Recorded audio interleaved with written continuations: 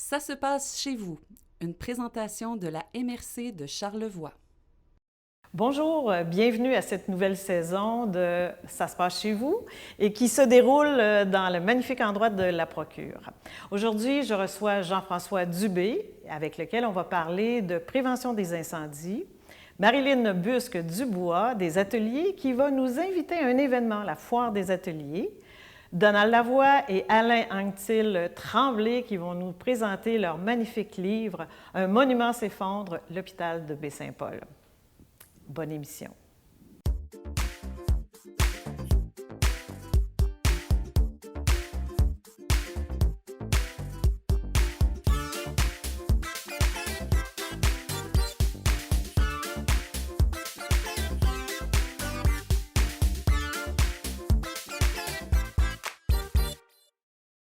Bonjour, on reçoit Jean-François Dubé de la ville de Baie-Saint-Paul qui va nous parler de prévention des incendies.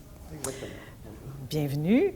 Alors Jean-François, vous êtes assistant chef. Exactement. Ça fait quoi ça à la ville de Baie-Saint-Paul, un assistant chef? C'est une bonne question. Assistant chef, je travaille au service de sécurité incendie à Baie-Saint-Paul. On est 4 à temps plein au service incendie. Il y a le directeur, il y a moi qui est son assistant. On a une préventionniste à temps plein, on a un lieutenant coordonnateur également. Moi, dans mes tâches, je m'occupe surtout, entre autres, on travaille en équipe beaucoup, donc on se partage beaucoup les tâches. Évidemment, il y a les interventions qui prennent beaucoup de notre temps. Donc, tout ce qui est intervention, la garde, il y a également la préparation des formations. Je suis instructeur également, donc je donne beaucoup de formations le soir, les fins de semaine. On a les pratiques, donc préparation des pratiques. On a les plans d'intervention à monter aussi, donc on visite tous les bâtiments. On s'assure de connaître un peu le territoire. On s'assure également des visites de prévention. Donc, on gère aussi les visites de prévention. On s'occupe également du schéma de couverture de risque incendie. Donc, le ministère exige des objectifs à atteindre. Donc, on doit répondre à ces objectifs-là. On a les rapports d'intervention à remplir également. On a on a toute la maintenance des équipements aussi en caserne, les inspections à faire. Il y a beaucoup de normes en vigueur, donc on doit tout garder ça en registre également. On a une belle équipe de 36 pompiers, donc il y a toutes les feuilles de temps des pompiers également, il y a tous les équipements, leur habit de protection, les maintenances, les achats, la gestion des budgets, j'en passe et j'en passe. On s'occupe aussi de la sécurité publique, on gère les brigadiers également, on s'occupe de la sécurité civile aussi, donc c'est pas les tâches qui manquent là, au niveau du service incendie. Alors, ceux qui pensent que vous ne faites rien entre deux feux, finalement... La nuit, ça arrive qu'on fait rien. C'est ça. Ah, bien, c'est intéressant de connaître ce que vous faites à la ville. Jean-François, on parle de la semaine de prévention des incendies qui s'en vient. Oui. C'est quoi les dates? Qu'est-ce qui se passe à cette occasion? C'est à tous les mois d'octobre. Cette année, je ne vais pas me tromper, c'est du 3 au 9 octobre cette année, donc ça commence sous peu. Cette année, le thème, c'est le premier responsable, c'est toi, le même thème que l'année dernière, un thème qui est à point. Donc, on en profite pour faire des activités de prévention, donc des exercices d'évacuation. La dernière année a été un petit peu plus difficile. Malheureusement, on n'a pas pu en faire l'année passée, donc on se reprend cette année. Donc, on fait des exercices, des activités, on fait des visites également.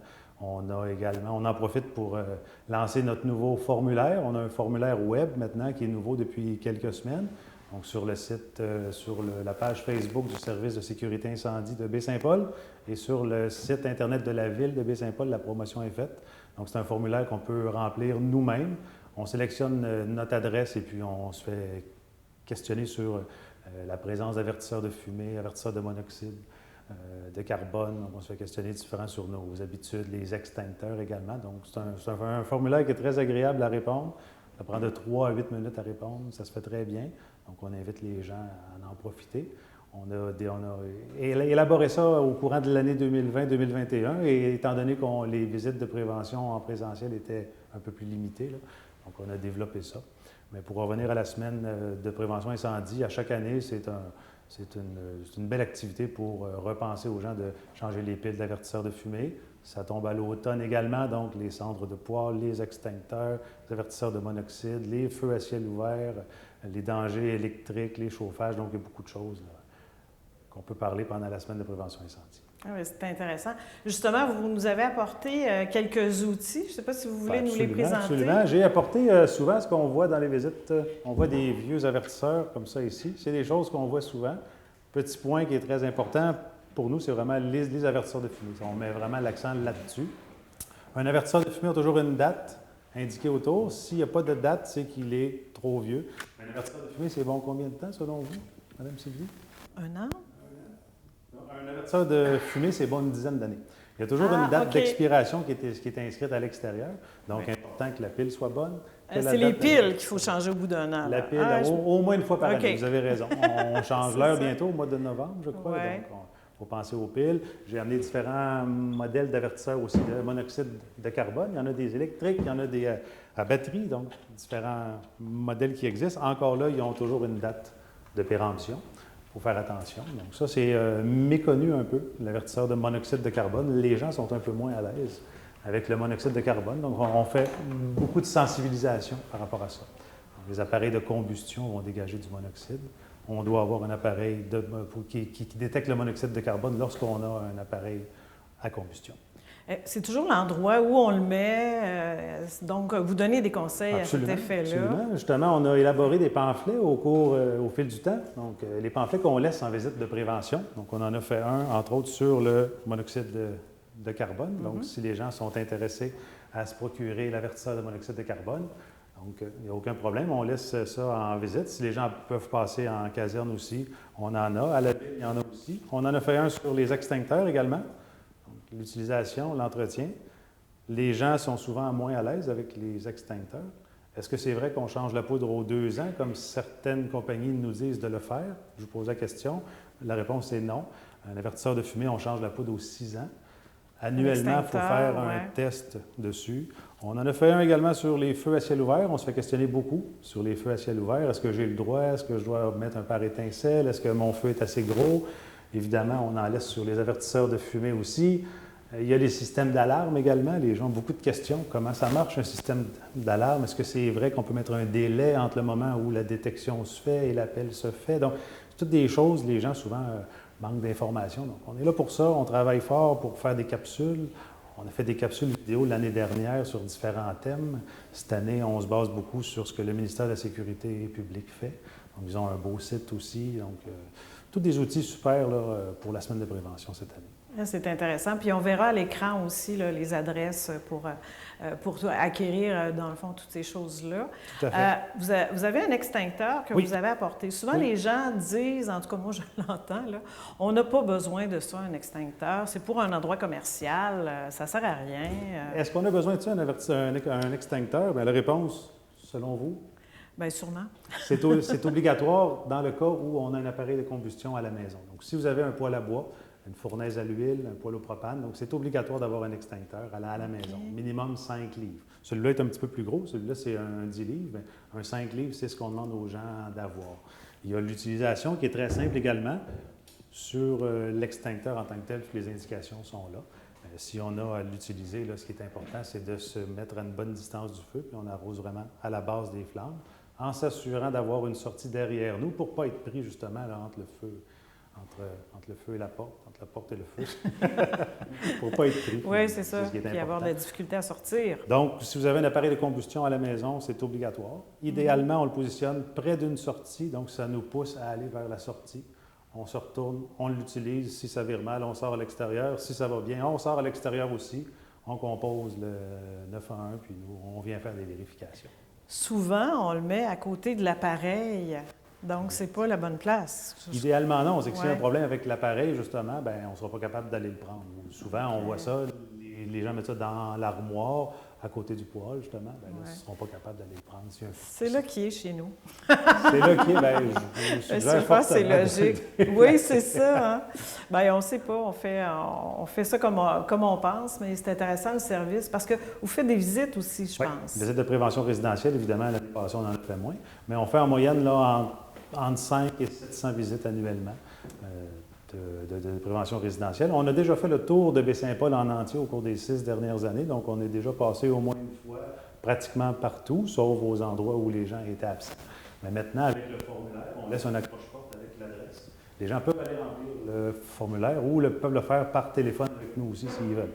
Donc là, on est rendu à notre 2e tournée à Baie-Saint-Paul. Donc, toutes les résidences ont été faites, donc on est très fiers de ça. On travaille fort, on a des équipes normalement de 2 et 3 après-midi par semaine qui se déplacent. Donc, c'est très intéressant. Puis, ça nous permet de garder le contact avec les citoyens également. On répond à leurs questions, leurs interrogations, puis ça garde un beau petit contact avec eux aussi. Donc, on n'a pas de raison de ne pas se prémunir contre les incendies. Bien, je pense qu'on a développé... Tous les outils sont là. On a développé des outils intéressants. Puis, il y a les quincailleries également donnent de bonnes informations. L'information est très simple à trouver maintenant avec l'accès aux pages Facebook, au site Internet, le site du ministère de la Sécurité publique. Donc, téléphone également existe encore. Il n'y a pas de problème avec ça. Courriel aussi. Donc, on peut répondre à toutes vos questions. Ah, c'est bien. Est-ce que, Jean-François, vous voulez me répéter le slogan? Parce que je le trouve vraiment très intéressant. Le slogan de la semaine de prévention, c'est oui. le premier responsable, c'est toi. Vous avez une statistique intéressante? Oui, c'est ça, exactement. J'ai pris ça sur le site du gouvernement du Québec et c'est pour ça que je trouvais que le slogan était pertinent. Par année, là, il y a 13 maisons qui sont endommagées tous les jours. C'est beaucoup. Par le feu, oui. Bien, par le feu, oui, bien sûr. 400 blessés par année, 24 000 personnes qui doivent évacuer et 49 des incendies dans une maison sont liés à une distraction ou à une erreur humaine. Donc, quand on sait ça, il faut être vigilant. Il ne faut pas dire, ben non, c'est correct, ça n'arrivera pas. Souvent, on se dit ça, là. Exactement. Puis, un avertisseur de fumée, je le répète, c'est la base. C'est un pompier qui veille en permanence sur vous. Donc, c'est le temps. Vérifiez vos avertisseurs, vérifiez les dates de vos avertisseurs. Puis en cas de doute, appelez-nous, écrivez-nous. On est là pour ça, ça nous fait plaisir. Est-ce que vous avez le numéro en tête pour que les gens puissent vous appeler? Absolument. C'est le 88 435 28 57. C'est le numéro de l'officier de garde, 24/7. N'importe quand vous avez des questionnements. Il y a l'adresse courriel également qui est incendie@bsaintpaul.com où on a une page Facebook du service de sécurité incendie de Baie-Saint-Paul.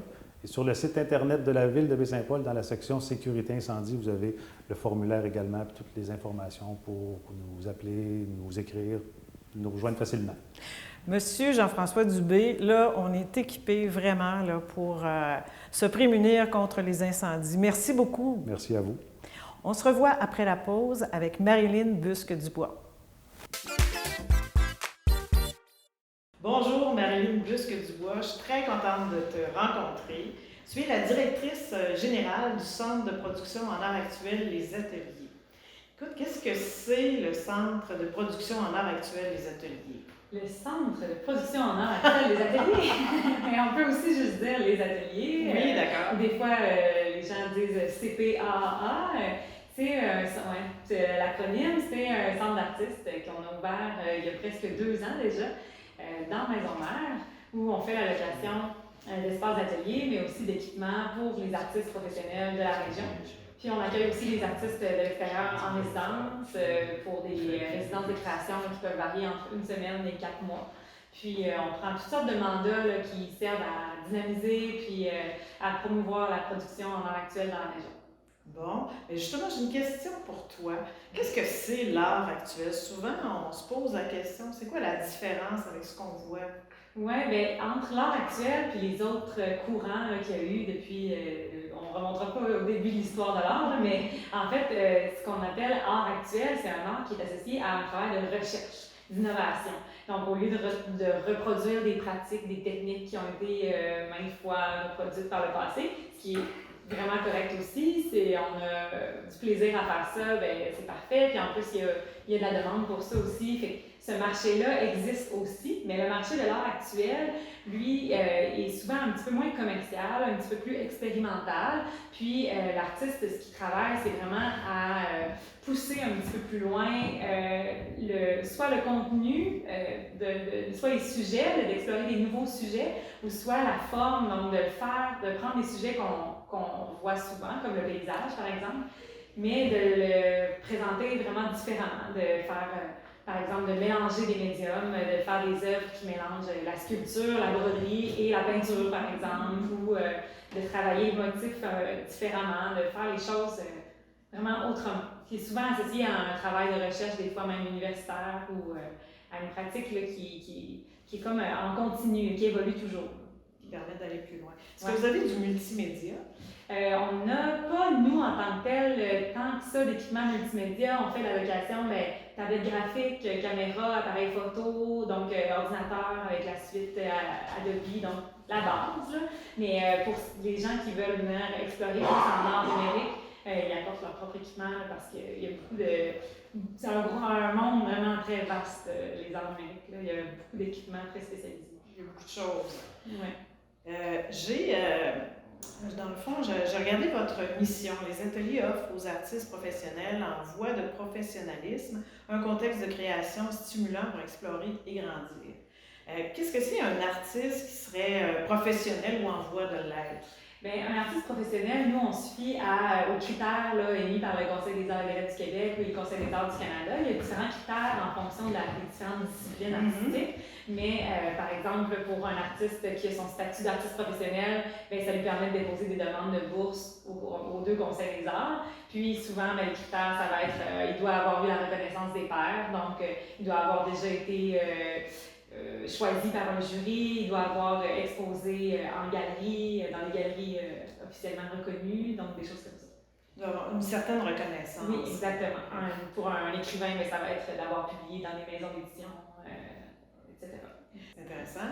Ça nous amène à parler d'une activité qui va se produire bientôt ici à Maisonneuve, à l'extérieur. Oui, au même endroit où se tient habituellement le marché public. La veille du dernier marché public de la saison, samedi le 9 octobre, de 10h à 3h, on va faire la deuxième édition de la Foire des ateliers. Donc, c'est un marché d'art à ciel ouvert où les gens peuvent se procurer des œuvres ou des reproductions d'œuvres en art actuel. Et les artistes sont là derrière leur table, comme dans un marché, pour rencontrer les gens, leur parler, puis encore une fois, briser les barrières.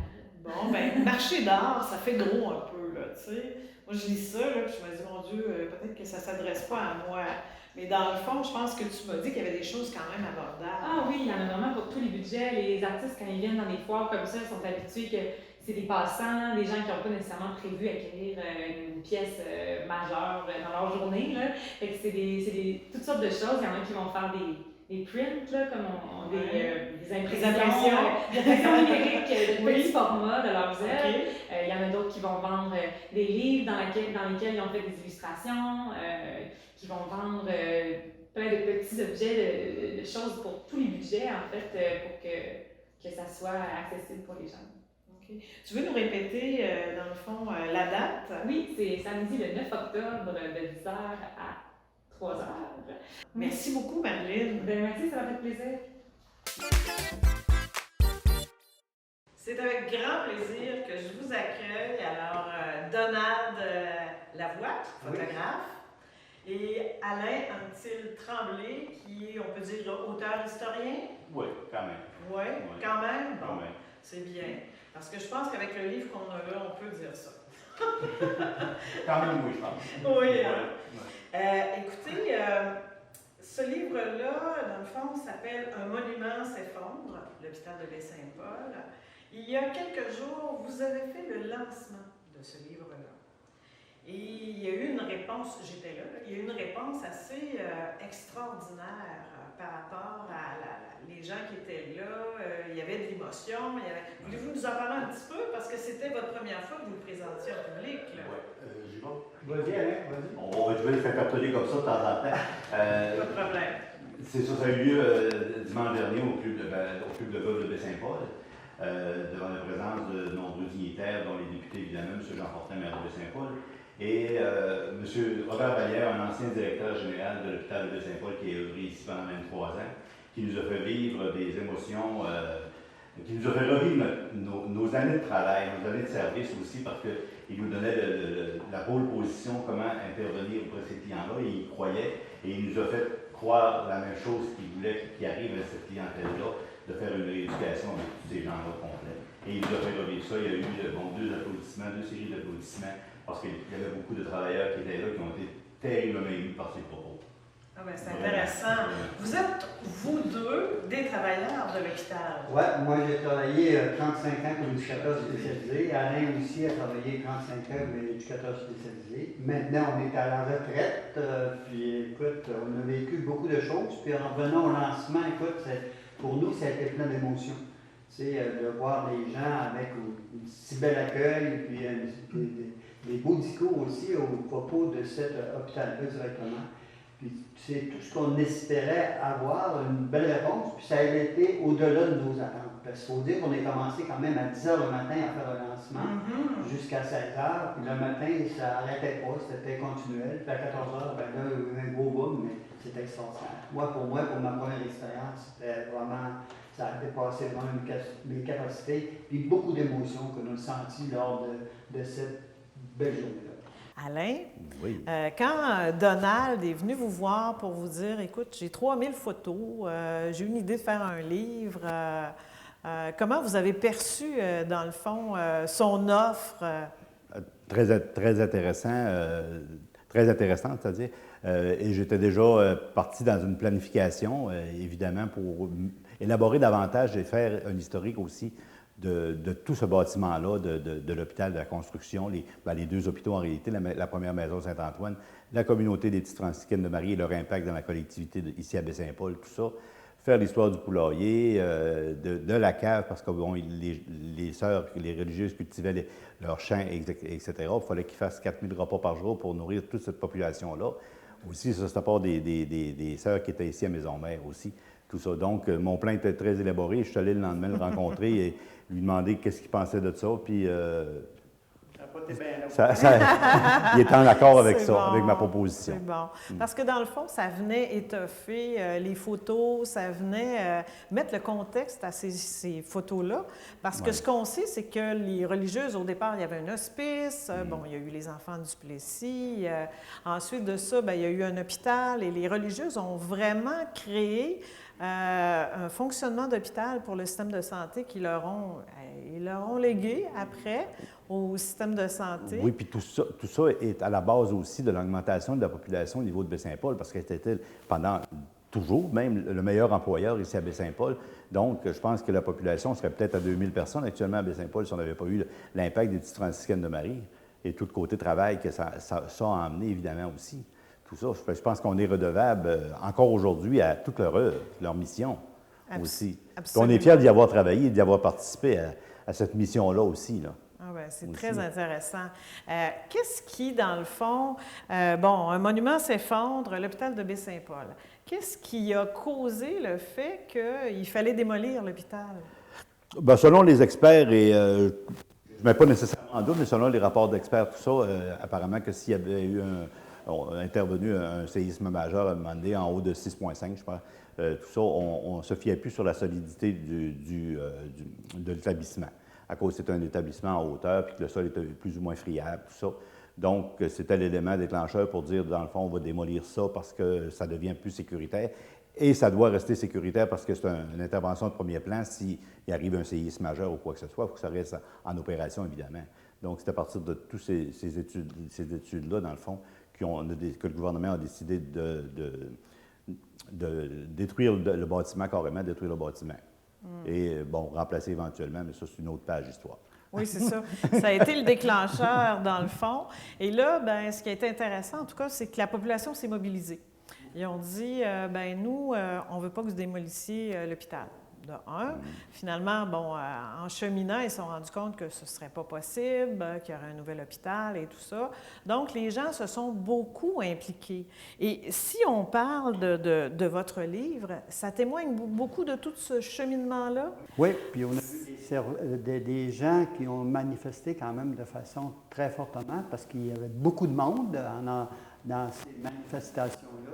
Il y a eu beaucoup d'activités aussi dans ces manifestations-là, même une chaîne humaine alentour du centre hospitalier qui s'est fait exactement. Puis dans le livre, on retrouve toute cette belle histoire de ce comité-là, tout ce qu'il avait monté, tout ce qu'il avait fait en recommandation et ainsi de suite. Fait que toutes les photos sont là et aussi tout le côté écriture de cet événement-là également. Effectivement, parce que, dans le fond, le fait que l'hôpital soit démoli, ça n'assurait pas que les services continuent. Hein? Donc, c'est pour ça, je pense que la population s'est mobilisée. Puis c'est intéressant parce que c'est documenté à l'intérieur de ça. Donc, on a non seulement les petites franciscaines, l'histoire, en fait, de la création, tout ça.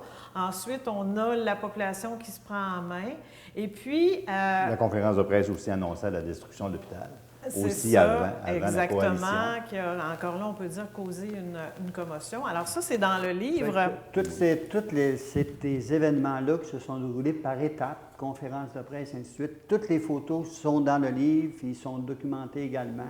Fait qu'on voit des réactions, on voit l'auditorium qui est bien plein de monde, on voit les députés qui parlent, on voit notre maire de Baie-Saint-Paul qui est plein de larmes à ce moment-là. Ça fait que c'est des moments quand même touchants. Mais l'histoire est toute racontée, comment ça s'est passé. Est-ce que je peux vous demander, en terminant, quelle est la photo qui, dans le livre, et votre photo, on va dire, que vous préférez? Bien, il y en a quand même plusieurs. Oui, ça doit. Là. Il y en avait quand même beaucoup. Il a fallu faire beaucoup de sélections. Mais il y a quand même 2 photos, moi, qui m'ont touché quand j'ai pris personnellement. Puis je pense que les gens vont réagir à ça. Il y a quand ils ont enlevé la plaque 1926 de l'hôpital, quand ils l'ont décroché et descendu, ça voulait dire beaucoup de choses. C'est un hôpital qui avait 84 ans. Oui, quand même ça. Puis l'autre moment très important, c'est quand les murs de l'aile ont tombé directement, ça m'annonçait comme la fin.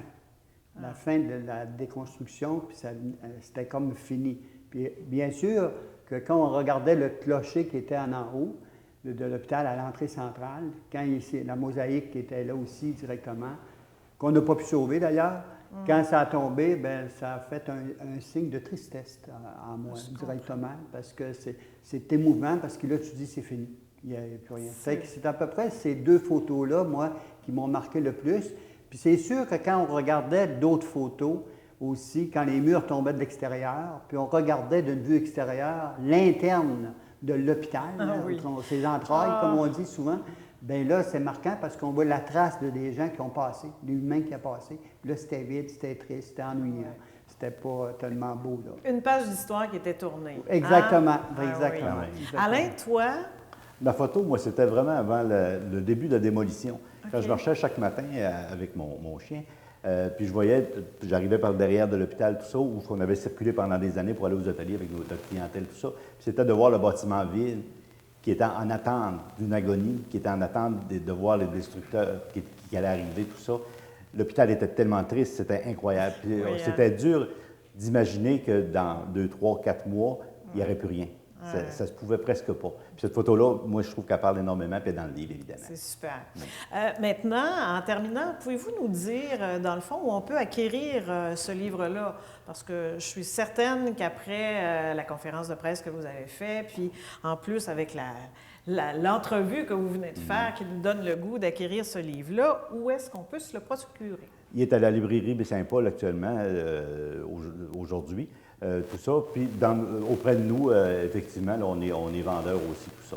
Puis je pense que tous les gens qui ont travaillé à l'hôpital devraient rebrasser des émotions en achetant ce livre-là, puis en le feuilletant, de voir justement, comme Donald disait tantôt, les entrailles de ce bâtiment-là. Ça va vous faire revivre des émotions autant qu'on en a vécu. Sûrement. Des beaux souvenirs, malgré tout. Bien, je vous remercie au nom de toute la population parce que, encore une fois, on sait que tous les gens, il y a beaucoup de gens que leur cœur était là et ce livre-là va être un magnifique souvenir.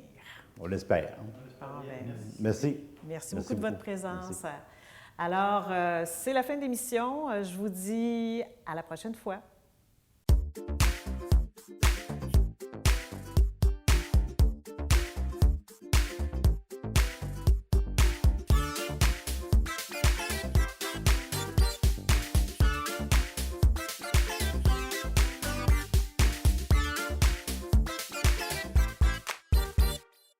Ça se passe chez vous, une présentation de la MRC de Charlevoix.